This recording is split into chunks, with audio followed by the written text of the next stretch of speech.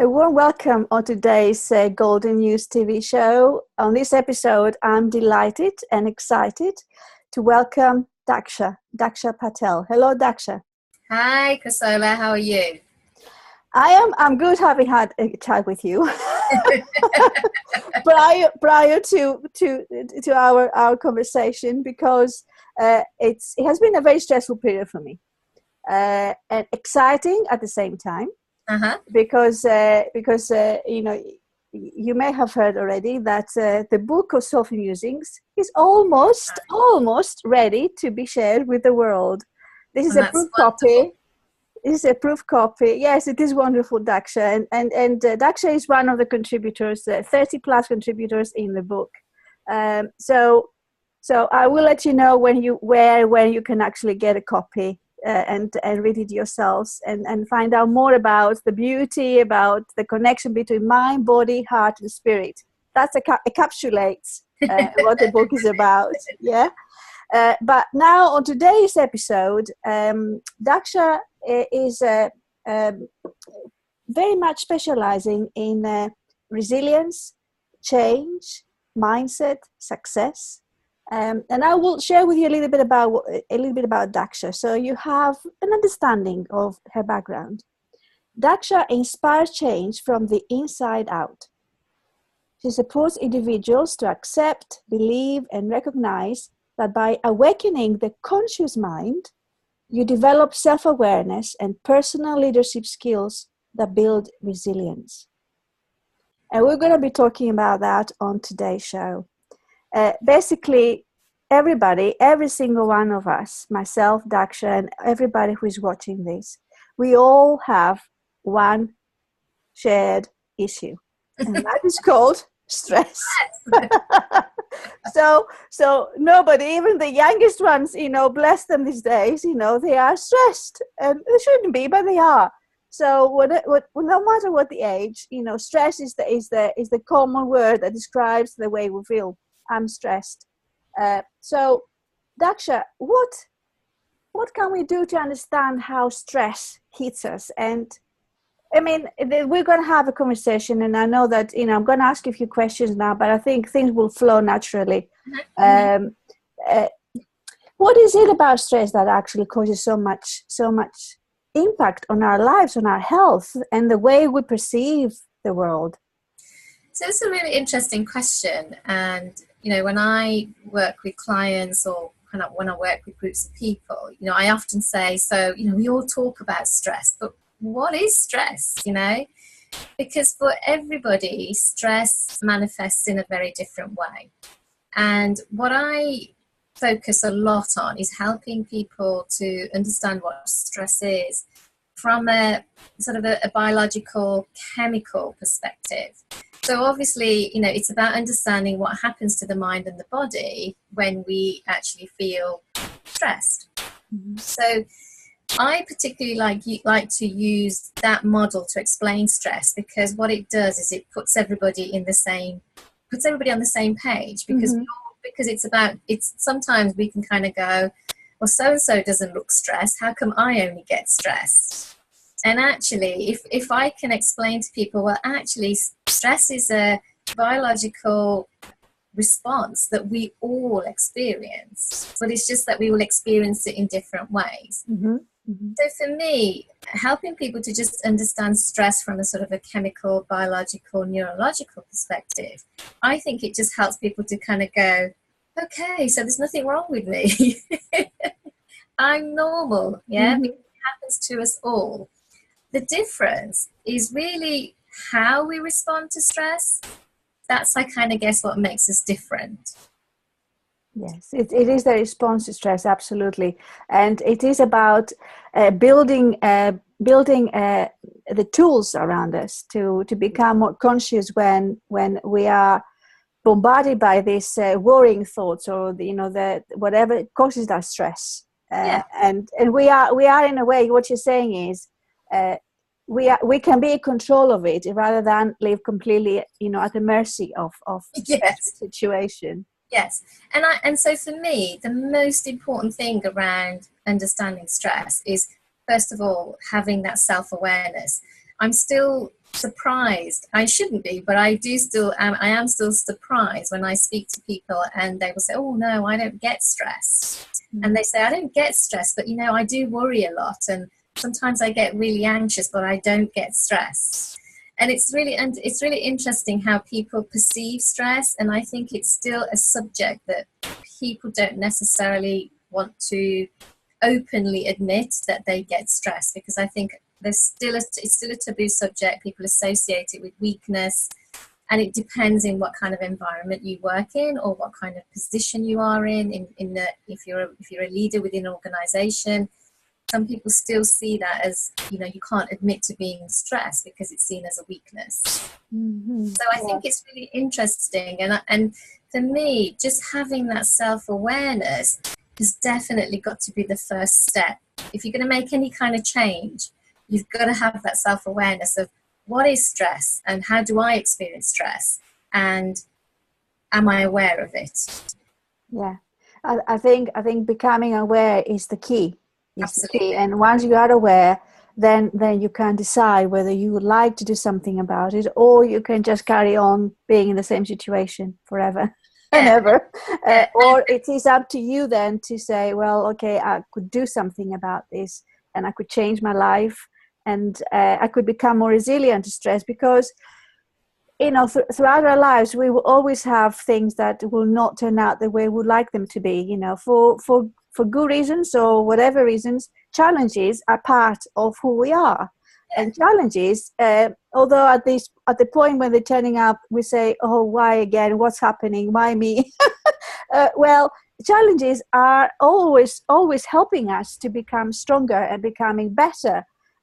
But how can we go through the challenging situations with more ease? I think that's something. I know you've got tools that you could share with us, or some tips, Daksha. Yeah, I mean, there's a lot of things. There's so much research and there's so much evidence out there now about the kind of tools, the kind of activities, the kind of things that people can do to help them manage their stress. And the important thing to remember is that one size doesn't fit all. Some people might say, well, for me, just sitting down and meditating or being mindful or going for a walk in nature, that's what works for me. But for somebody else might say, well, actually, going to the gym and lifting weights or riding a bike, that's what works for me. So I think it's really important that people understand and explore, what is it that actually works for them and what doesn't work for them. So that's the first thing, is that there are certain things that it's not a one size fits all. So you've got to work out what's the best thing for you. The other thing is that some of these things that you can do means that you have to take time out to do them, so you have to make space in your diary to go for a walk. You have to make time in your diary if you want to go to the gym, to go to the gym. But actually what happens is people don't make that time and then continue to be stressed. But why do we do that? Because we are sabotaging ourselves, aren't we? And you talk about that in this book as well, because that was another conversation I had with Daksha on my radio show. So why are we actually sabotaging ourselves? So I think this is really interesting, because some of the work that I do, we talk about the mind and the body connection. And, often, as you know, I'm involved with a lot of work that Dr. Joe Dispenza delivers and talks about. And, one of the he says that thoughts are the language of the mind, feelings are the language of the body. So, when you ask me that question, so why do we sabotage ourselves? So we all know that exercise is good for us, but do we all do it? No. We all know that eating sweet things isn't always good for us, but we all still eat them. Even I do, yes? So it's really interesting. So it's about understanding that mind and body connection where, the thought will be there, I must exercise, but the body doesn't move. Because it's the feeling most of the time that will dictate your actions. So you're sitting there and you're saying, I really need to go to the gym, or I really need to go for a walk. But the message from the body, the feeling is, I'm really tired. I'm really exhausted. I don't want to do this. And a lot of the times we give in to that feeling. Yes. And so we give in to that feeling. And when it comes to changing the way that we do things, so really when it comes to changing our habits, because if you think about it, that thinking and feeling loop, you've kind of created over a period of time. So much so that it becomes part of your subconscious mind, which means that it's become your default setting. Yeah. So I want to go to the gym, or I want to go for a walk. The body says, I'm tired. And then the next thought is, okay, I'll start tomorrow. And then tomorrow comes and it's the same thinking and feeling loop. Or then your back starts aching, or you say, oh You no, I should not push myself so much. Yes. So that thinking and feeling loop just triggers all the time, and the body will always find an excuse for not doing what you need to do. So even if your mind's saying, I need to do this, the body is saying a different message. And so really, a lot of the times, you have to take a different kind of action. So even when the body doesn't feel like doing something, you've got to say to yourself, okay, I'm going to go for that walk. And you've got to make a different choice. And it's only when you make a different choice does your body then actually have a different experience. And once you actually say to the different experience, then things could evolve in a different way for you.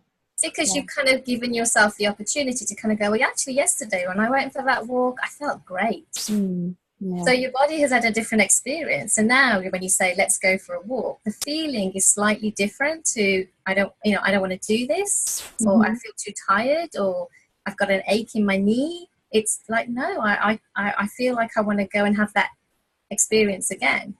So you're making a different choice. So when it comes to changing habits, because a lot of this does boil down to your habits, it is about making a different choice. But if you keep making the same choice, you keep firing and wiring that same thinking and feeling loop, nothing changes. Yes. Yeah, basically you are, I like to put it like that, you are a slave to yourself, you just, you are going around the loop, and there's no way out, and you feel kind of overwhelmed, confused, not sure what to do with yourself. You blame yourself perhaps, or you blame somebody else, you blame the work, or you blame there's always an excuse to find a way out, but the actual way out comes only from you, whether you decide to become more aware of how your thoughts are actually controlling you, and how your body can actually do what you like it to do instead of the other way around. Yeah, and so when I talk about the work around stress, I often help people to understand that when you're stressed, there are certain emotions or feelings that you will experience. But think about when you're having a really good time and you're not stressed, when you're on holiday, or when you're with your favorite people, or you're, doing the things that you love doing. Then think about those types of emotions. And actually, that will kind of give you a very good idea of whether you're kind of stressed or whether you're actually feeling really good. And sometimes it is about, when you're stressed, how can you switch your thinking so that you can bring up those positive emotions, those feelings of gratefulness or appreciation, or bring up a memory where it takes you back to your favorite holiday, or your partner, or your children, or your pets, whatever it is. Yes. If you can shift that feeling energetically, then actually what you're doing is you're moving yourself out of a stressful situation, or experiencing a stressful situation, into a place where you can focus on the positive emotions. And when you feel positive, when you experience those positive emotions, it changes your thinking, because you see things differently. And you feel differently as well. You feel differently, exactly. Yes. So a lot of the work that I do around stress is just really helping people understand emotions and feelings, and helping them to understand that actually emotions are energetic. And so when you're feeling those negative or unpleasant emotions, energetically you're draining your inner battery. But when you're feeling those positive, uplifting emotions, energetically what you're doing is you're renewing your inner battery. And so I always like to use that analogy of the inner battery. So we all have mobile phones. And I often say, so when the battery on your mobile phone is starting to deplete, what do? You plug it in and you recharge it. Yeah, you're thinking of it. Yeah, so your priority is to make sure that your mobile phone is going to be able to work and function. What do we do with ourselves? So first of all, you panic because you haven't got your charger, Yeah. and then you charge your mobile phone up. But often if you think about us as humans, we're exactly the same. We have this inner battery, and on a moment to moment, depending on what we're doing, depending on how we're feeling, we're going to be renewing that inner battery, or we're going to be depleting that inner battery. But often when we feel depleted, we kind of push on. We kind of go, no, I'm Superwoman, I can do this. But actually your body is saying, go for it, carry on, no matter what. yeah, Yes. exactly, but actually what your body is saying, you need to stop and you need to recharge your inner battery. And I think, sometimes if people can just understand that actually energetically our emotions are determining how much fuel we have left to get through the day, how often do we actually just check in with ourselves and say, do I need to recharge my batteries? And that could be having a health. Not very often, or maybe not as often as we need. What is required. Yes, and if you think about it, if you really understand that this charging can happen very easily. Very easily. It's not like it doesn't need to take too much time to take you away from your everyday stuff or your project you're working on, or the meal you're cooking for your family, or whatever business plan you've got. It's being more what we call mindfulness, isn't it? Yeah. So I often say that sometimes asking people to do 20 minutes of walking or go to the gym, people feel that that's too much time being taken out of their day. However, a lot of the short-term tools and techniques that I use very much focus around breathing, and people understanding that when you breathe a certain way, you're actually renewing your battery. So 5 minutes of just kind of heart-focused breathing, which is kind of rhythmic, which is deep, you will find it very, very renewing. Now, everybody has 5 minutes. 5 minutes waiting in a queue, 5 minutes while you're sitting in the car or driving, just 5 minutes while you're just on the toilet, whatever. Yes. Everybody has 5 minutes. Having a shower, Shower, everybody has 5 minutes. So I never say these techniques are easy, because to get people to allocate 5 minutes can be challenging for some people. So you have to make it a practice. So some of these tools are very, very effective. They're really, really simple.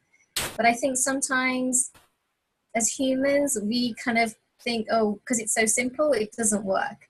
And yet they are the most effective. And sometimes it is just about going back to basics, isn't it?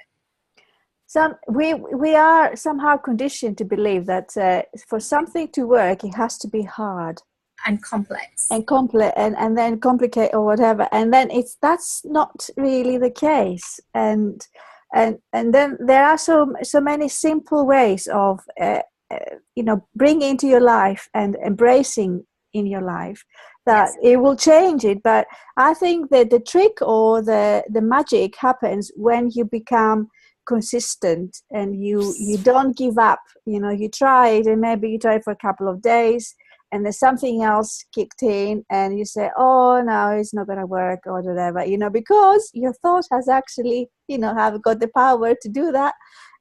And what happens is at that point that you say, no, thank you so much, my dear thought. you're very kind. I know you try to help me. I know you try to to keep me safe or whatever, secure, whatever. However, I'm going to try a different way this time. Okay. And whenever that thought comes back, because it will, because you have been in that sort of habitual situation for a long time, it will come back. But you need to stay strong and say, well, no, I'm going to give it a good go. I'm going to try. I'm going to, do it systematically, do it consistently. And believe me, it is going to work if you do it in that way. Yeah. And I often say to people, don't take my word for it. Be your own scientist. Yeah. Experiment for yourself. Find the truth of what works for yourself. You deserve that much. You need to give yourself the gift of being able to do that yourself. Because I often say as well, I talk about this inner battery, and people sometimes associate being stressed as somebody who's always angry all the time, or somebody who's always depressed all the time, and there's nothing in between. But actually, stress can be really subtle. So you know how, like, again, using the analogy of the mobile phone, if you have lots of apps on your phone and they're running in the background, that's also draining your battery. So our emotions are like the apps that are running in our mind all the time. So that subtle worry, or subtle doubt, or that juggling. So yes, you're not depressed and you're not really angry, but even though those little anxieties are draining your inner battery. All those emotions are draining your inner battery. And that happens without being conscious of it. That's what you're saying, Daksha. Yes. Sometimes you can be conscious of it. Sometimes you can be unconscious of it. You know, so it happens both ways. So a lot of the times, you know, just helping people to get that self-awareness to say, on a day-to-day basis, you know, based on my day, based on how I run my week, based on how I perform over a month or 3 months or over a year, in terms of what I do most of my activities and the way that I think and the way that I behave and the way that I feel, all those things, are they actually depleting my inner battery over a period of time, or are they actually renewing my battery over a period of time? And the really interesting part is that, you know, depending on what your energy levels are doing and what emotions you're experiencing, there is a knock-on effect in terms of your health. Yes, and that's why we're having this conversation, because it does have an impact on your health. You may not notice it immediately, or you may, you know, think it's something else, but it is the way, you know, your lifestyle. And I think these days, Daksha, social media, it has got a huge impact on us. Definitely, it has got it is a blessing in many respects, but at the same time,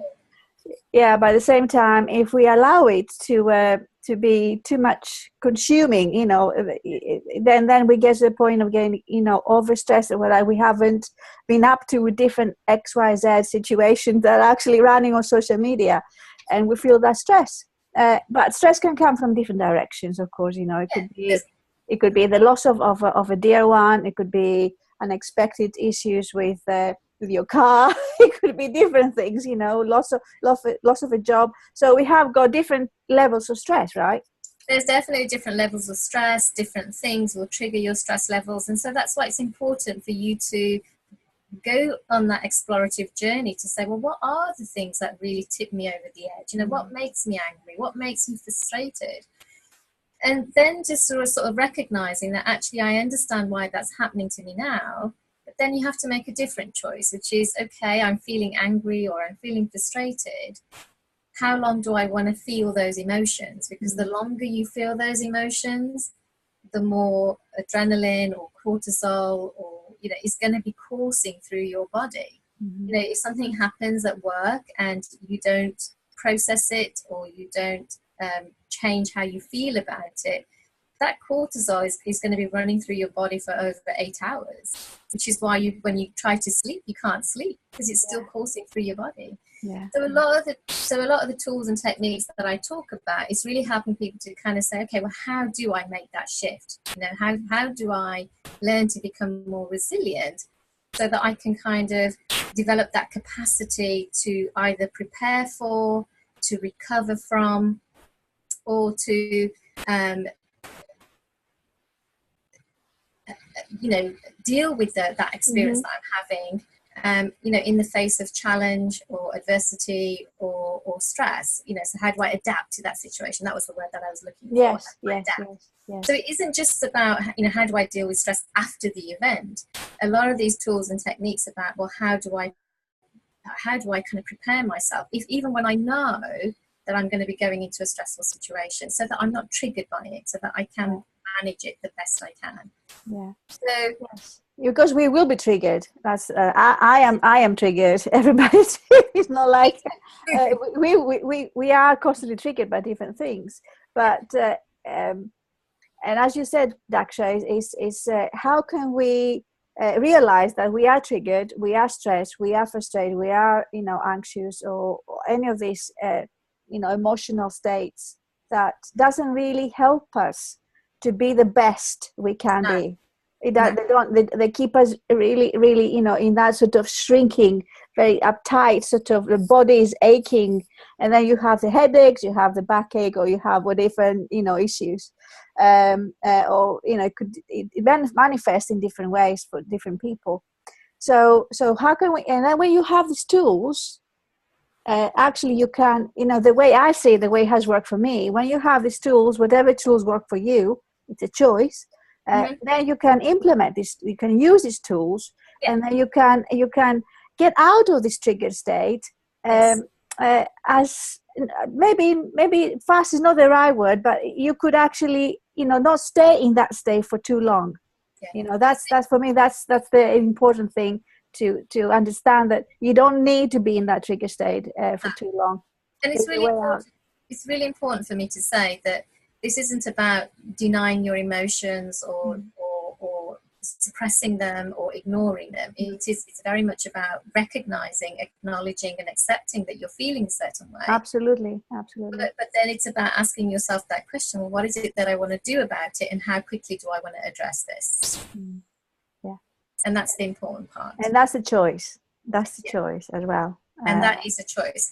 And I know that when I often say you always have a choice about how you feel, people often kind of push back a little bit, kind of go, no, I don't. It's like, well, actually you do. And then I kind of help them to process that and explain what I mean by that.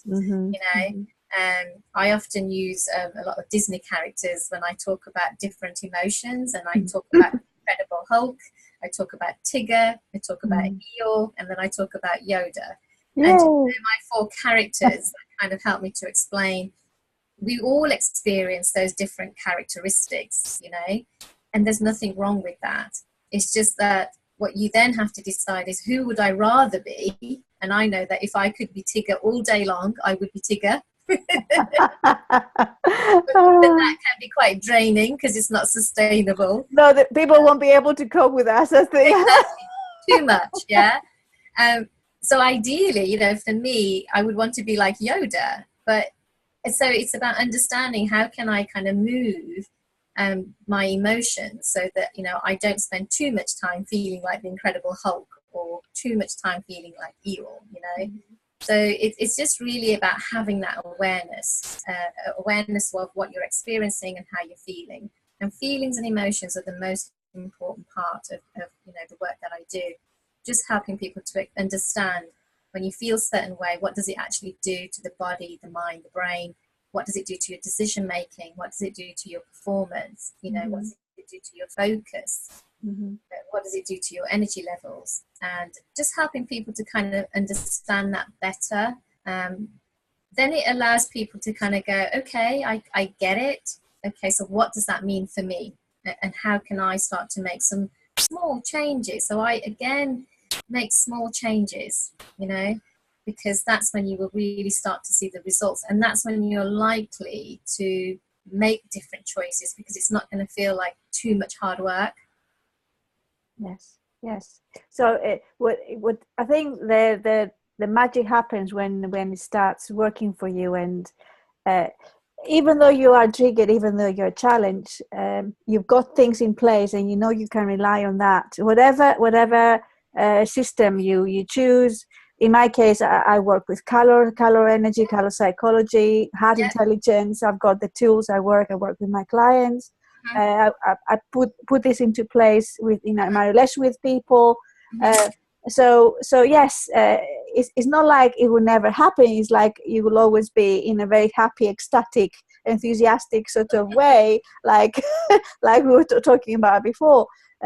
But whatever system you use, whatever tools you've got, whether you're mindful of what's happening around you, the way you feel, the way you see the world, and how you respond to a situation, it's that will give you the power. I think for me, the power in the most positive way to be the best you can be. And then, yes, talking about clarity, you said, Daksha, you're talking about concentrating, becoming more successful, prosperous life. And this is what I believe, that's what we're talking about, right?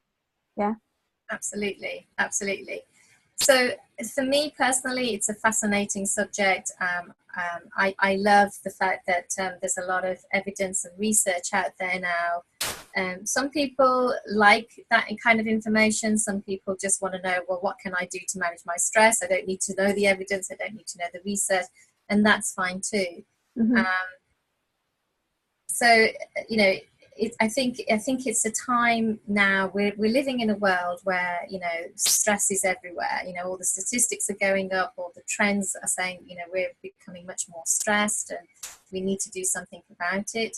And you know, what I love about the work that I do, it's very much about just helping people to have that information so that they feel self-empowered. Mm-hmm. And I think if you're feeling self-empowered, then you can take some self-responsibility. Yes. And recognize that actually I also have a part to play in this. Mm-hmm. Yes, you know, you might not like your boss, you might not like your job, you might not like your work colleagues, you might have financial worries, you might have parent worries, you might have children worries. You know, all those things are there to stay, and you're not really going to be able to change that.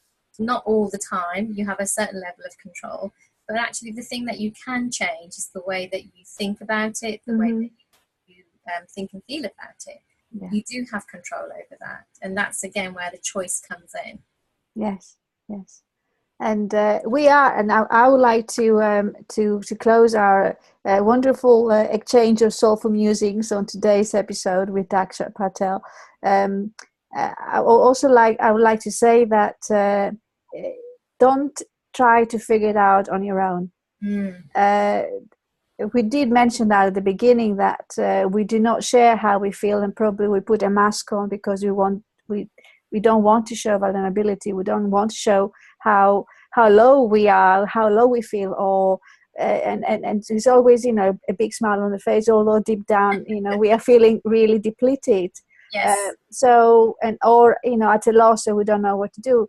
Reach out. That's what I like to say to you. You know, reach out. You know, we are here to be of service. You know, there are lots of people out here, and that's why I'm dedicated to bringing people here like Daksha and other emotional well-being educators and mental health educators and authors, because every single person have got something important to share and help you with.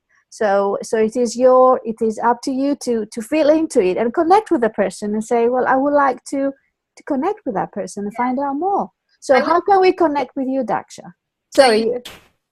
I was just going to say, I wanted to just finish by sharing my 5 truths about change. And I think when you was talking, I just kind of thought it's actually really quite pertinent. So my 5 personal truths about change is that change can be challenging, but it's not impossible. That's the first one. The second one is that no one can make you change unless you want to change. The third one is that once you have a better understanding of the self, that's the first step. There's more work to be done. The fourth one, change is definitely easier when you have support and when you reach out. Because trying to do it on your own is going to be hard work. There you go. And the fifth one is that real transformation only happens when you make it a daily practice. So you've got to develop a new habit. So you've got to become consistent. Yes. There you are. I think we covered these 5 truths in our conversation, haven't we? Yes. Yes. Lovely synopsis of our conversation today. Thank you, Daksha. So how can our viewers and listeners get in touch with you? Okay. I absolutely love to talk to people face to face, and also, you know, either on Skype or you can contact me directly. So my telephone number is 0781 579 3597.